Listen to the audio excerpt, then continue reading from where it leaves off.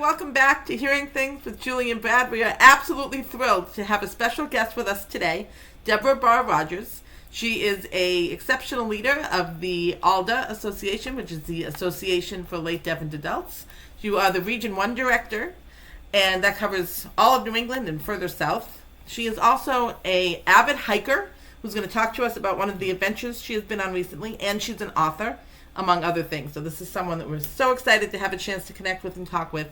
So I'm going to ask you, Debra, if you want to just give the audience a little bit about yourself, and if you could share what your preferred hearing loss term is. Like, I use hearing impaired, and Brad uses hard of hearing, and we always like to ask our guests with hearing loss, what's your word? So go ahead, you have the floor. Absolutely. Hi. So yeah, my name is Debra Bare-Rogers, and you mentioned some of my hats that I wear in my life. I live in Southern Maine. So I am the regional director for ALDA. I'm also just recently getting started with the Southern Maine group.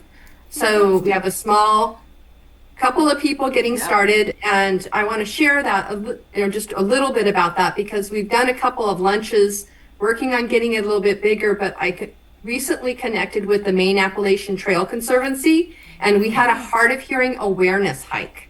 That's and awesome. We hiked up in Piazza Rock and did a 4-mile hike and went into the caves and everything, and had a really good time. But it also got an opportunity to have the outreach steward talk about leave no trace principles on the trail. And then I got to talk a little bit about having hearing loss and hiking on the trail. That's cool. So this is just kind of one of the things that I'm able to incorporate my hearing loss with the things that I love, which are hiking and teaching people and advocating both for myself and for others. And then when I'm doing nothing else and I'm bored, I am a grant writer. So I'm just getting started in working with organizations to do some technical writing as well. But we'll get into some more of that. It kind of all interlaces, which is a great part of my story as well. That's awesome. That's great. Oh, and my preferred thing, hard of hearing, most of the time. 2 to 1. Go ahead, Jerri. I was just going to say, so hard of hearing most of the time, but if you get me into a Starbucks or an airport, I consider myself deaf, not because I'm not hearing, but because everything comes in at once. Sure. And so I've learned a lot about self-care in my hearing loss experience, where sometimes it's easier to turn the hearing aids off, put the captioning app on and focus on that so that I can take care of myself in just kind of a different way. And it's so that's kind of like, if we're at Starbucks or Chipotle, I can't catch any conversation over the rest of the sounds. So kind of have a dual definition of my hearing loss. That's fantastic. That's a great tip. Thank you for sharing. I love that. Thank you. So what can you tell us a little about your hearing loss history? Absolutely. So actually it's September, so right now. So about 12 years ago, I started graduate school with normal hearing. Never had any major experiences to lead towards hearing loss. And within the first month, I was doing different things related to my degree, where we'd get into class and you'd open up your laptop and you're typing in Google Documents as the professor's speaking. And the professor would be sharing stuff. I'd type in, my classmates we'd share the document and we'd be typing, but then I'd miss something. And I'd be like, okay, well, Susan got it. Okay, so that's okay. Or I'd type something in and then John would be like, that's not what they said. And okay, so maybe this is just too difficult for me. Maybe I'm not a graduate student and I can't do this. But I kept trying, and we'd get into class groups where we'd have the classroom with groups of 5 and 6 and you're all in the same room, that fun stuff. Oh yeah. You'd be trying to work on a project and I'm like, I'm just not getting it. And I even secretly recorded a couple of classes, not to do anything to anybody else. I just wasn't catching it. And I just was trying to figure it out. And one day when we were taking notes and working on a project, my classmate leans over and she goes, you just don't hear what we're saying. And I had no idea that that's what was going on. I just really thought it was just too much information. And so I connected with my doctor, who passed me to an ENT, who passed me to an audiologist. I had my hearing tested, and I have mild to moderate hearing loss in both ears. So within a month of getting a loan for college, I needed to go get a finance plan to purchase my first set of hearing aids. And I did that. And then from there, I just started exploring different things. What's technologies out there? What can I do? How can I do, like, I was just on this journey of hearing loss, and I did not know at the time that most people wait. Like, that still sounds weird to me personally. 'Cause I was like, hey, I've had hearing loss for 4 weeks. Let's get this going. And so that's when I started discovering technology, which led me to some different careers in the hearing loss field.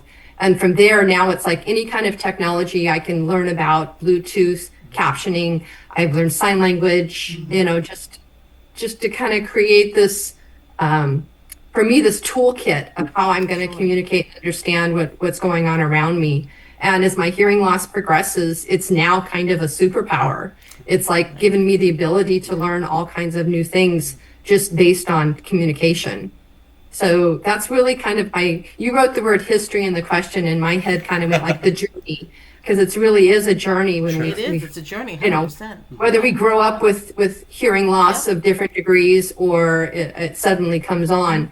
And one other thing that's funny about my journey is that as an adult, I'm just diagnosed with hearing loss. I get hearing aids, and I have I'm talking to my mom, and was there anything in my childhood? Was there something, did you ever notice? She says, no, but when you were 3 years old and PJ came over to play, so I'd be playing in the backyard with PJ, and we were doing this arts and crafts stuff, and we were 2 little 3-year-olds, and PJ told me to draw a line. So I got my pencil and I got my art, and I drew a lion. Oh, interesting. Wow. So I drew this like weird picture of a lion, and my mom thought it was so interesting and funny that she took that picture and she painted it. Sure. So I have this painting in my house with the story on the back.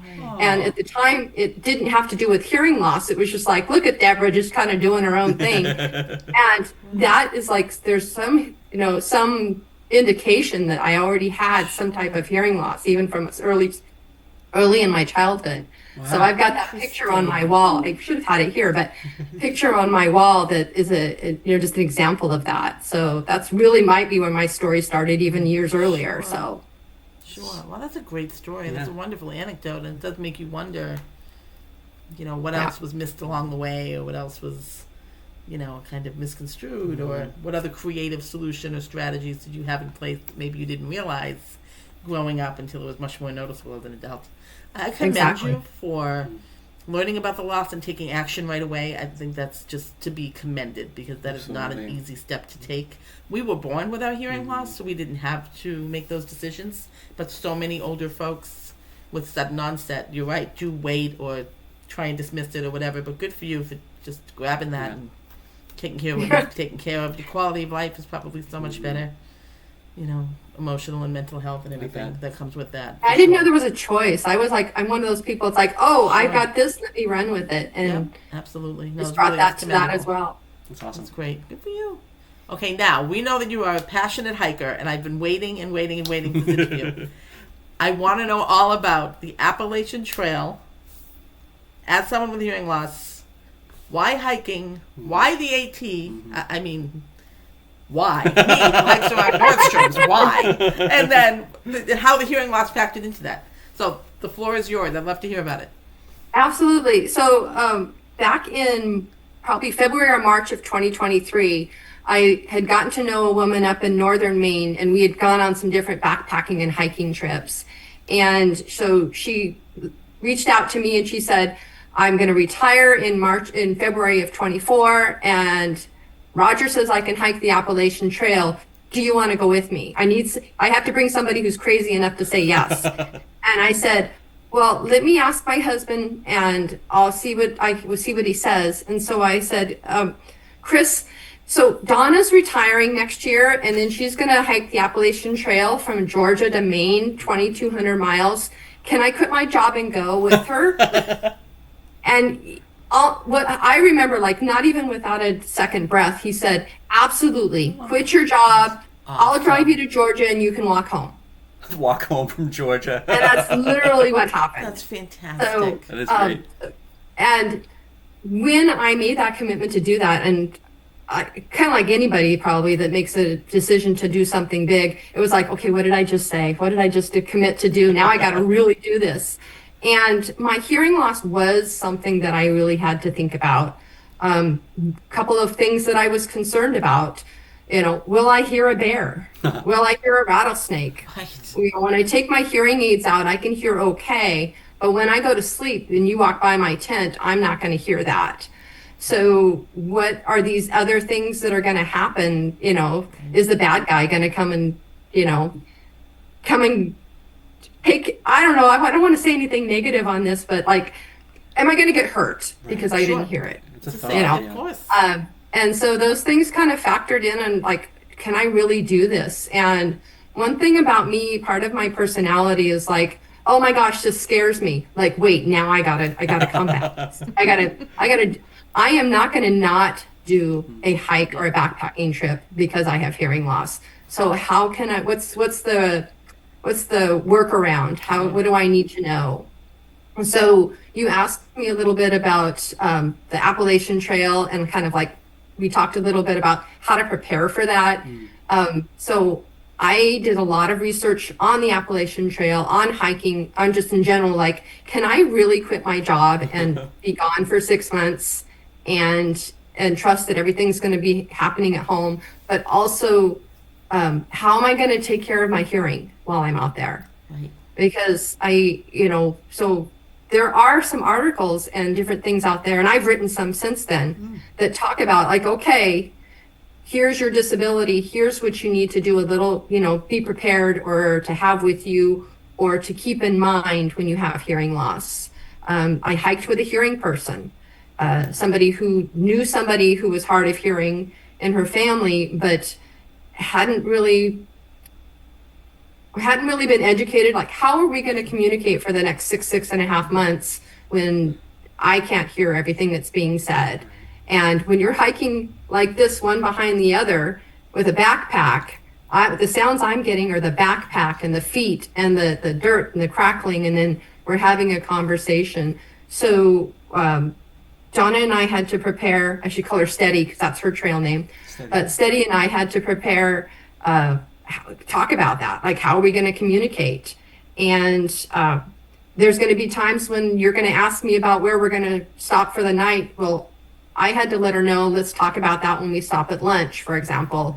Or if we're both talking and I miss something, I can't say, Julie, can you stop and turn around and tell me exactly what it was you just said? Sure. And here's the cliff, or here's the, or you're climbing, or you're panting. Right. You can't hear everything. So we kind of established a few ground rules, I guess you could call them. I also taught her a few signs, Okay. like hold. Right. Yeah. And stop. I mean, it's like stop, but like when you're hiking, like stop, just stop. Bathroom. That's an important one. Yes. And I also took some of those things that Steady and I talked about as far as how we're going to communicate. Because when we hiked, we stayed together the whole time. There were days that we were kind of far apart, but it was a commitment to be with each other the whole hike. So we started doing these different things related to how to communicate with hearing loss. And then I would teach those to other hikers. You get into camp and it's dark and you sometimes do a campfire or you're getting ready at night. People are talking and we're all tired and I have no idea what that person just said. Sure.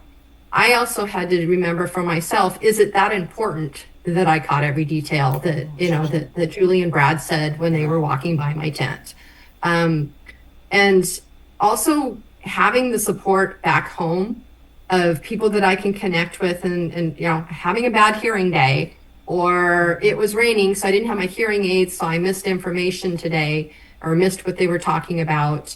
I have a couple of stories that go into the book, but one funny thing when we first started, when we were on the trail, another hiker came over to Steady and said something and kind of gave this like weird look and walked off. And so later we're hiking and I'm like, Steady, what did that guy say to you? Like, is he okay? He looks kind of irritated with you. And she looks over at me and she goes, what do you think he said? I said, it sounded like he said something like, you're rude or something.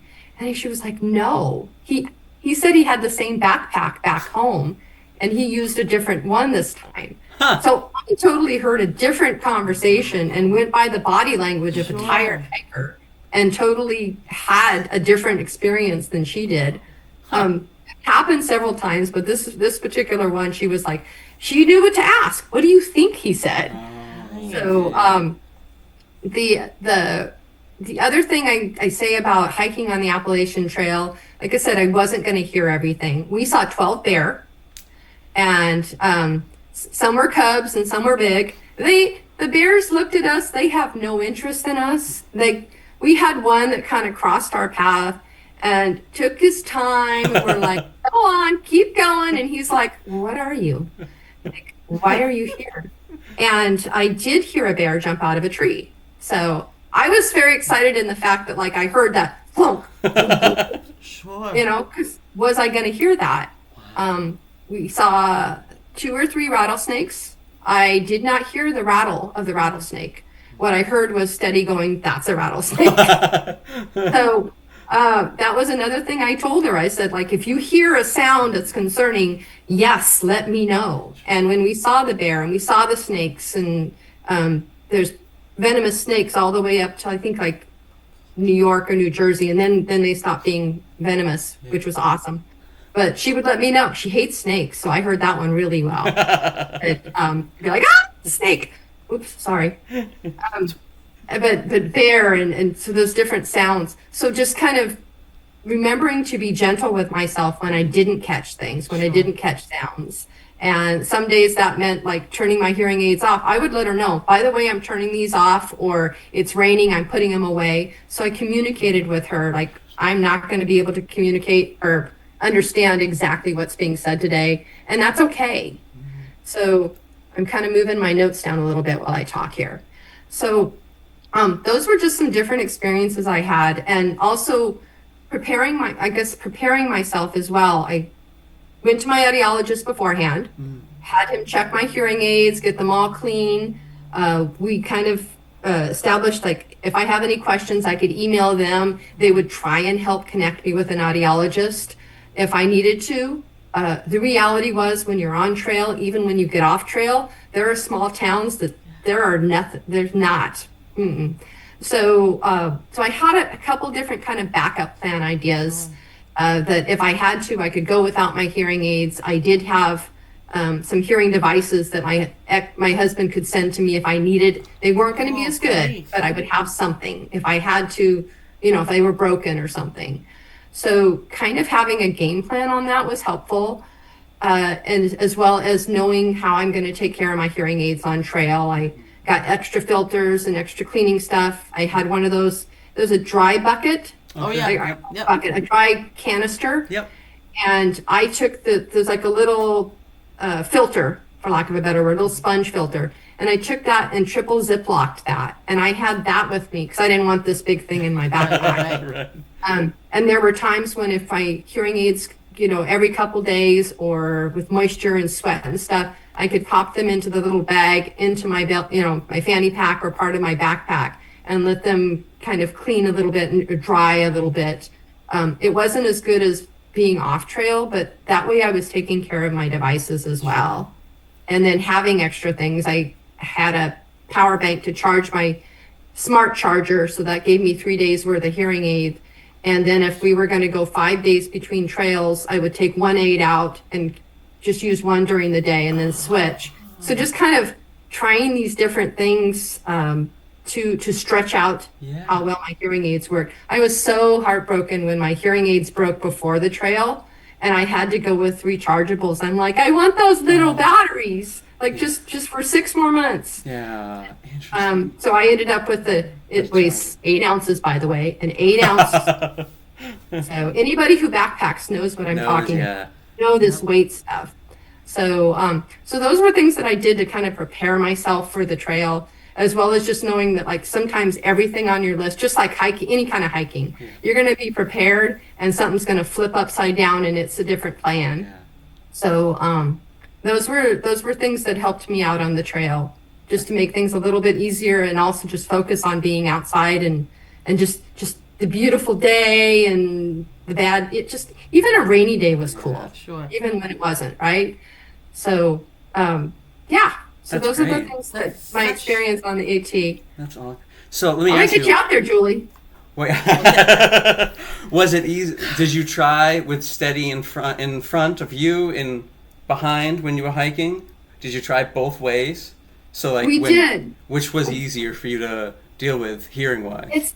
It's funny, like she would ask me that too, because she would say, is it better for me to be in the front and the back? Right. And I didn't find something working better than the other. Interesting. I think part of that is we were on the trail for 6.5 months. So that was like 197 or 198 days. So just think of anything you do for Yeah. 6 months. There wasn't anything that worked all the time. Right. Sure. So and so many other factors can determine your experience on the trail. It's like, the weather, your mood, your body, your hearing. And like for me, my hearing loss and my body were, our bodies are directly connected to what we can hear and experience. So if my body's tired, my hearing is tired. Such a good point. So we tried different things, and also like, how noisy are we today and what else is going on? And sometimes it was nice too, because sometimes it'd be like, nothing's going to work and that's okay. And other times I almost cried when like she was talking one time, maybe this happened a couple times, but she was saying something and she turned around and she goes, I am sorry.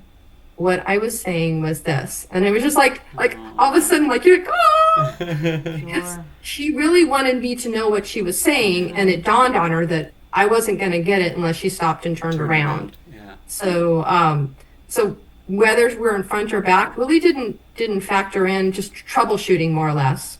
Cool. Fantastic. Your preparation is fascinating. Yeah. Because as you started talking about the hike itself, one of the questions I was going to have was, how did you even know what to bring for your hearing aids? And I'm so glad that you gave such a detailed breakdown for us and for our audience. 'Cause I don't think people realize it's more than just putting something in your ears every day. There's so many little auxiliary things that come with it, with the dehumidifiers and cleaning kits and tubes and everything else. And I was wondering if you had batteries or charging and how that was going to work. And I was happy to hear that you had a workaround. And then I had a small panic attack when you told me it was 6 to 6.5 months, because I always worry about my tubes cracking with the style hearing aid I have. And I just, that right alone is an argument for me not to hike the Appalachian Trail and worrying about my tubes breaking in the middle of the woods. But your preparation was phenomenal. I mean, so well thought out, and it's just fascinating. I'm fascinated by all of this. Because I know that weight is a very big thing in your backpacks, right? Like you want to get to the smallest unit of weight of the thing you need as you can. Because you're lugging it around. You don't want a heavy lugging it backpack. around. Yeah, make And it. it's a wonderful addiction. My husband will laugh because he'll be like, I got this for you. And I'm like, how much does it weigh? And because we had resupply boxes sent to us. We had prepared boxes. There's a whole preparation thing. Right. Okay, right. And I eat all that stuff. I love all that stuff. But I eat all that stuff up. So like I'd have my box and all the food that was going to go in it, and I'd call them and I'd say, the next box, if you can send it to me, and I need some Q-tips and I need some baby wipes. And I had prepared, related to hearing loss, a couple of different things, like making sure I had the filters. I didn't carry all the filters for the whole time. Okay. Even these little things, like I'm Yeah. like, I just want, and he goes, okay, I'll get you a box of Q-tips. I said, no, I want 5. Send me a box of Q-tips. Like I've got this all figured out exactly. That's fascinating. That's what I want to Yeah, carry. the planning is next level. Oh yes. And can you see me out there with my flat iron? No. What's a flat iron? It's what I used to straighten my hair. The hair Oh, tool. yeah. Yeah, no, I'd be out there trying to do my hair in the morning. Oh, yeah, no, not for So me. this isn't hearing loss related, but Steady was kind of appalled with me because like at about 1,000 miles in, we were staying with a trail angel that had given us a space to stay overnight. Yeah. And I was like, can you like trim my hair because it's getting really long and scraggly? She goes, sure, go get your comb and brush. And I was like, I didn't pack a comb or a brush. because that's like 4 ounces, and that's important to me. So she's like, if I'm going to cut your hair, you need to get a brush. And so I had to go and buy, like a brush, because she was just, so I don't carry any of that stuff. Yeah. So That's really funny. That's great. So you're we'll do a writing little reality show, Julie, you and I on the trail. There we go. So you're writing a book. This is amazing. Tell us a little bit about that and kind of where you're at with it. Will it be published? What's your plan? Are you going on a speaking tour? How is all this going to come together for you? Yeah. Yes. Okay. So yes, absolutely. And you got me in the right audience, because told you I'm in my element when I'm talking about the trail. So one thing I did was journal, and on the trail, and some days it's like, all this stuff's going on and I'm writing this, and other days it was like, saw Julie and Brad had a shirt on. I mean, like a red shirt. Sorry. Had a red shirt on, for example, or, so it was like highlights. But I took that, and I've been working on my book since I got back, and I don't have a title yet, but it's going to have the word highlighter in it. Highlighter was my trail name. Oh, okay. Oh, fun. Nice. So, on the trail, I had the bright colored shirt, the bright colored hat, the neon yellow shorts. Nice. And so I was given the name Highlighter. And so I'm working on that, and I'm going to be talking about, the Appalachian Trail, the journey, the 2,200 miles. I incorporate a lot of my hearing loss experiences on that, because I think it's really important to empower people to know that, like, even with a disability, and I don't even like the word even in there, but with a disability, that doesn't mean I can't do something. And so it like the whole journey was, there's so much. It's like people like, how was it? What was it like? It was like everything. We had rain, snow, 103-degree temperatures, mugginess, times when we didn't have water, times when we carried 6 pounds of water because we didn't have, like a little bit of absolutely everything happened on the trail. And what it taught me, like, so people are like, well, what'd you get from the hike? And I'm like, I don't know. I'll know one of these days, right? Sure. Well, what it led me to is, like, I can do anything that I put my mind to. Sure. It gave me the confidence to change careers. Like, I love what I was doing, working with people with hearing loss, but I wanted to do something different. I want to create something different. So the writing a book is part of that. So technical writing and authoring a book, and getting into grant writing, because I wanted to see a way that I could work with nonprofits from my level of understanding and the things that I enjoy doing. I love research. I love, like you said, all the planning to go into the AT, all of that stuff. I love it. Like, let's create you got a nonprofit. What do you want to do? What project? How can we pull all those pieces out and turn that into something that can produce something and help others? So I didn't realize how much confidence I gained until I really started working in that. And that is directly from my time on the trail. Those days when you're hiking and it's like, should I go home? Like, am I really going to be out here like this whole time? Like Maine's all the way over there. And, just those little steps, one step at a time. Sure. So my book talks about my experience on the trail with my progressive hearing loss. I'm also a sober woman, so it talked about that part of my journey on the trail as well. And just knowing that, like, there's good days, there's bad days. Those are like embrace the suck days. I like it. Just the ability to, it didn't happen right away all the time, but the ability to know that I can accept that today's not 100%, and that's okay. Tomorrow's going to totally flip over and be different. That's great. And so in the writing that I'm doing, it's talking about that, and it really incorporate that into, experiences with hearing loss, and those times when we, like we go to a conference and they're like, well, we don't have captions, but you can hear us fine, right? And it's like, no, wait a minute.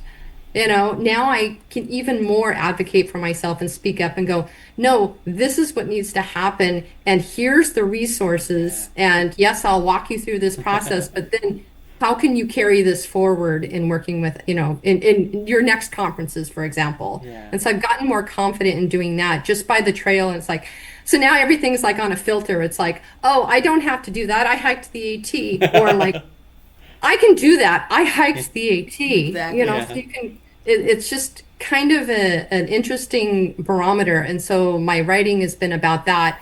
I'm hoping that in the new year is when I'll be able to self-publish it. Every time I work on it, especially, okay, so I'm a grant writer, so like you write things and you search and tear things apart and put them back together. And then I'm writing and it's like, oh, this sounds really good. And I've had times when it's like, oh, I want to write about that. And I'll write it and then I'll look and I already wrote it.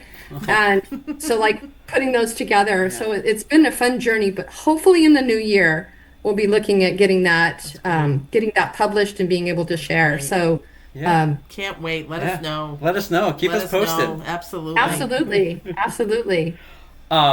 So can you give our audience, whether they have hearing loss or not, some basic tips about hiking? Absolutely. So anybody that's going out on a hiking trip, really looking at what your experience level is. First of all, I want to clarify that hiking does not have to mean you got to climb a mountain or you got to, go through a water crossing. We did that as well.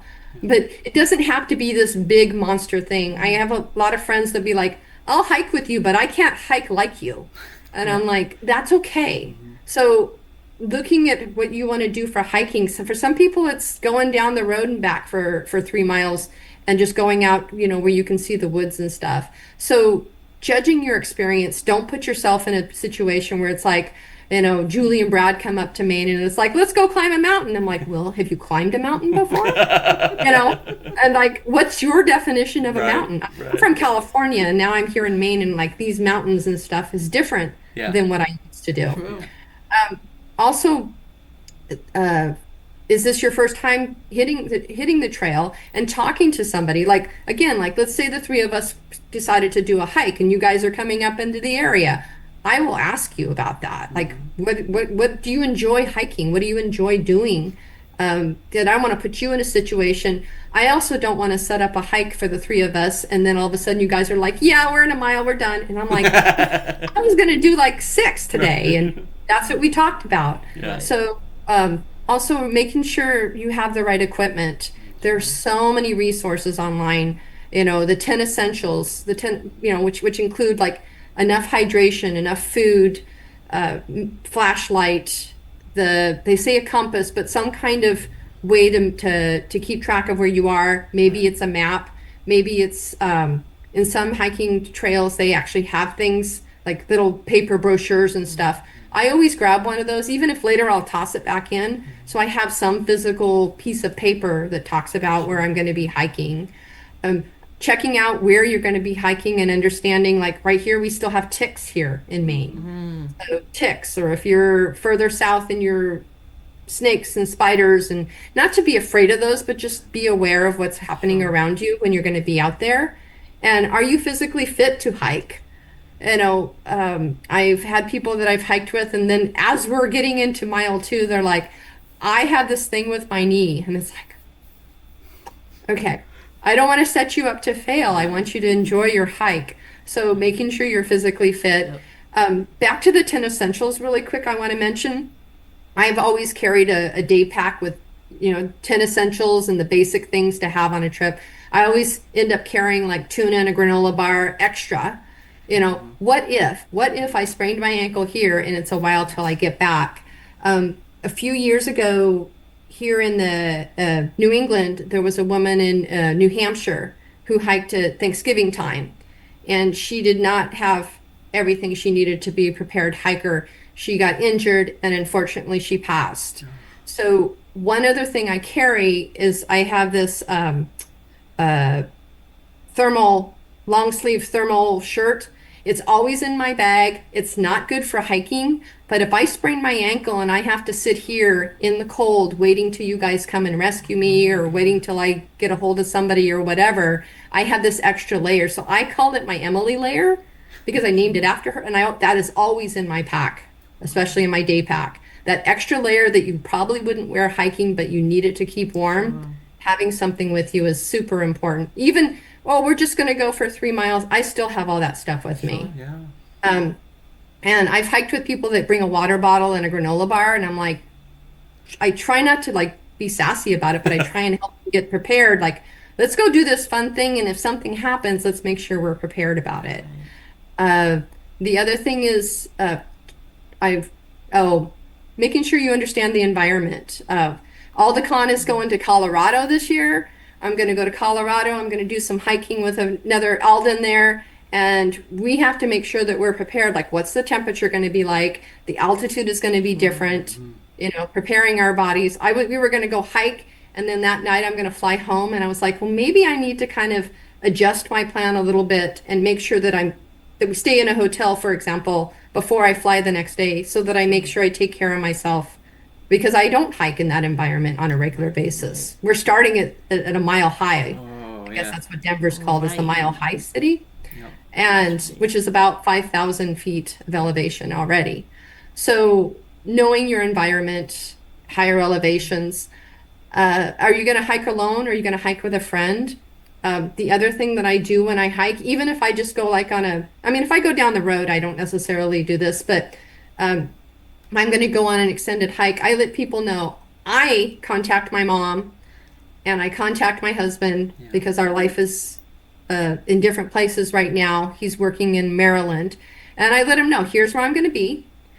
Most of the time you can look on a trailhead map, or even on a phone map app. There you go. And like, let's say we were going to go to Piazza Rock. I can hit that on my phone for directions, and you can find your coordinates as well. Right. So I send this stuff, and I'm going to go there on Tuesday. I'm going to hit the trailhead by 1 o'clock. I plan on being back to my car by 6, letting people know what your game plan is. I also let people know where I'm parking my car, at the trailhead. Sometimes it's you've driven and you've seen like, oh, there's a trailhead right there. Sometimes you got to do all this stuff to get to the trailhead. And unless there's a car there, you don't know it's a trailhead. So I communicate and I let people know what I'm doing when I'm out hiking, so that if all of a sudden it's 10 o'clock at night and nobody's heard from me, they'll know the last place that I was seen. Sure. In kind of a weird way, my friend and I used to make sure we took pictures of last seen pictures, but my mom doesn't like that. Interesting. Smart. That's smart. Like, this is what I was wearing today. What I had on, right? Smart. Yeah. So, but just that's just another way to be prepared, and also knowing that you may not have phone service when you're going to a trailhead, and sometimes you don't know until you get there. So doing these preparation things and letting my family members know, I do that before I hit the trailhead, and also I let them know I may not have service. I have a Garmin InReach. I don't use it to its full capacity, but I call it my little $12 SOS button, because I have that with me in an emergency. I can turn it on. I can push a button and be able to, if all the satellites are aligned, let people know where I am.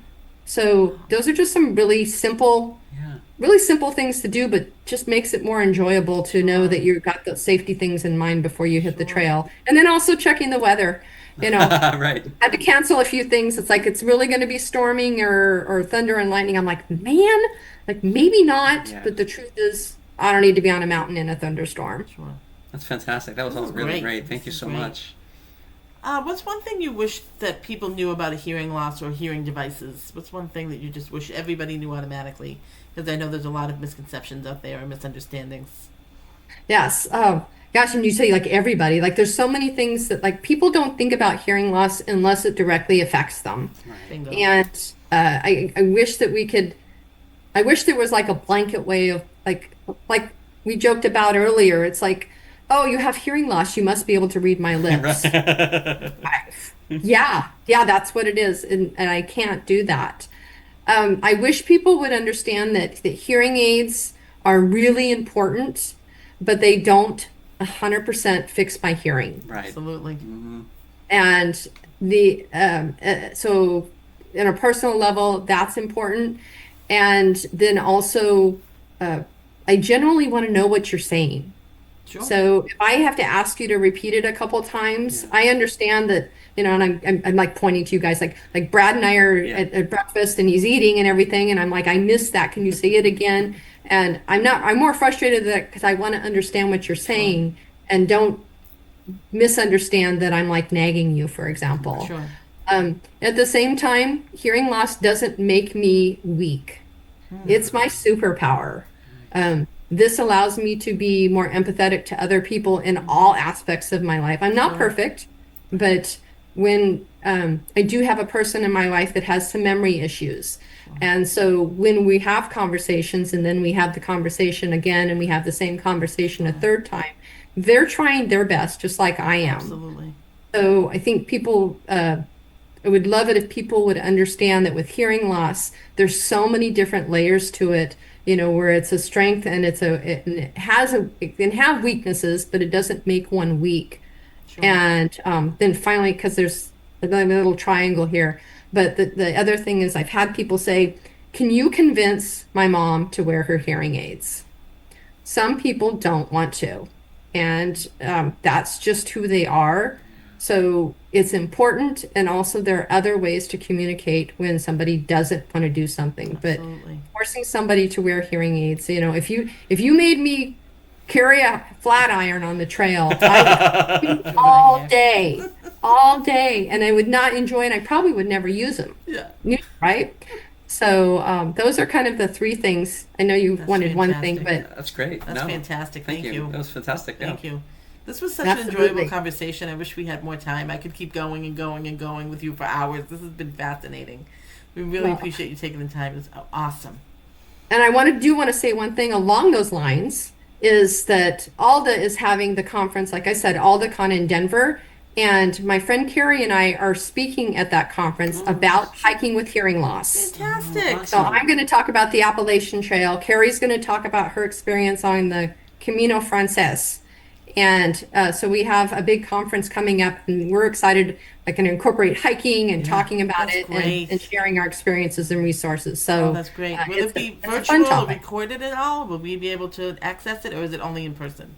It won't be recorded, but we've had people ask us about it, like that. Like, I can't go to Denver, but will it be Sure. recorded? So Carrie and I are talking about in the future doing it on a virtual basis as well, doing a great. virtual one. And so we'll keep you informed on that. for sure. He's in California, so we're going to see how the in-person part works first, and then we'll do a virtual where we can share our experiences and also use all that technology to make it accessible for Oh, everybody. that's fantastic. That's great. Excellent. Thank you. So we do like to end with a book recommendation. So do you have one? As our guest, Yes, we'll have go you first. Take it away first. First of all, in 2026, read my book. Oh, that's right. Lighter in the AT. So that's that one. But my absolute favorite book is called Icebound. Okay. Icebound, a doctor's incredible battle for survival on the South Pole. Have you ever heard it? I don't No. know that one. That sounds awesome. Okay. So it's and I said the title wrong, but Icebound, a doctor's incredible battle for survival at the South Pole.